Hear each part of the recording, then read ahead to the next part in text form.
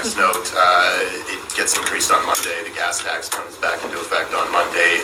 What else is your government looking at to potentially lower that cost for Albertans other than that potential legal action that you mentioned? Yeah, well, I mentioned as well that we have foregone $7 billion worth of revenue in order to offset the affordability crisis that we see through our affordability payments, through the $500 per household rebate for electricity, through the natural gas program that we had that gave price certainty, through the fuel tax rebate, which we took the fuel tax off for 2 years, and that alone cost us $2.3 billion.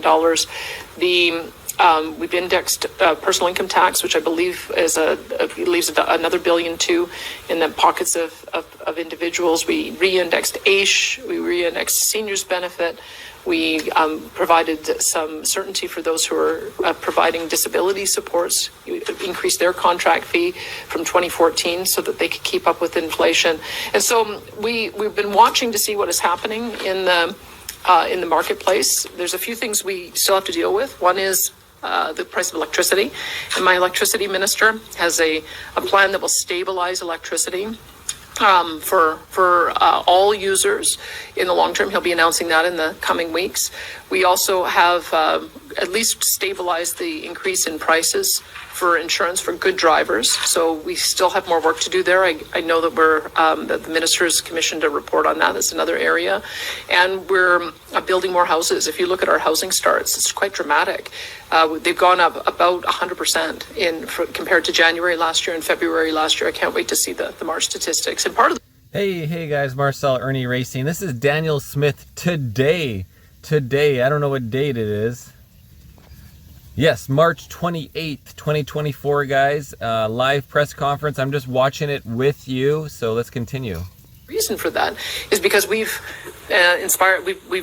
challenged the municipalities to clear away some of the permits. This is something that my red tape minister feels very strongly about, and it's working.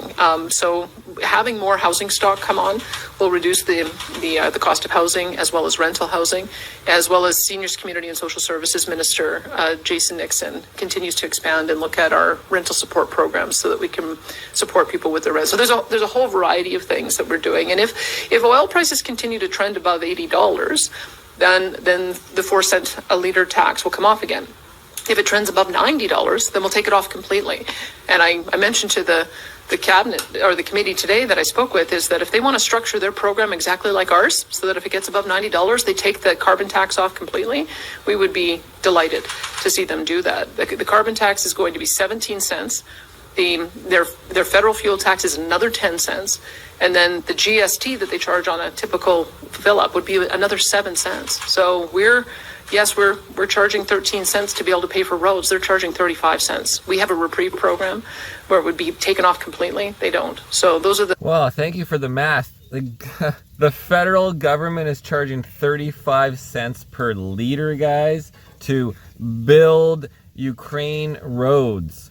The things that we would hope the federal government would respond to.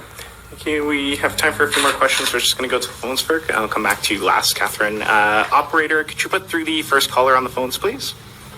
Chris Barco, Calgary Herald. Hi, this is a question for the Premier.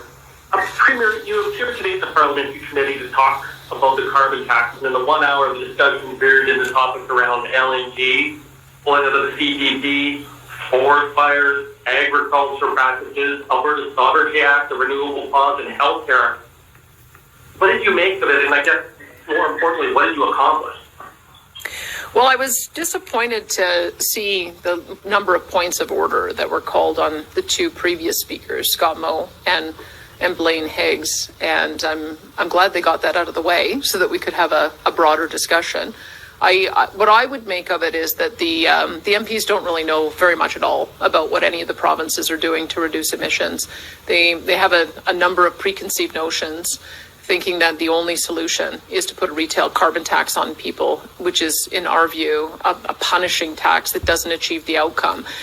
They'd be far better partnering with us on the things that we know will achieve outcomes, like building out the hydrogen infrastructure, like helping us with small modular reactors, like supporting us in carbon capture and net zero projects. So hopefully there was a bit of an education that happened there, that they have a notion that emissions reduction can only happen one way. And I think this is the reason why the premiers wanted to come forward, is because each of us have our own different way that we're achieving a 2050 target. Just to follow up, you talked about Alberta's climate plan. Can you tell us what is the status of the sectoral tables? And do you expect to have an interim target on emissions reductions in Alberta that will take place sometime between now and 2050? I can tell you I'm not keen to do an interim target. And the reason for that is that some of our projects are going to be net zero the minute they're established. So Air Products, when it's done, I believe, in 2026, Dow Chemical, when it's done in 2028, and Heidelberg, again, done before the end of the 20s, they're going to be net zero immediately.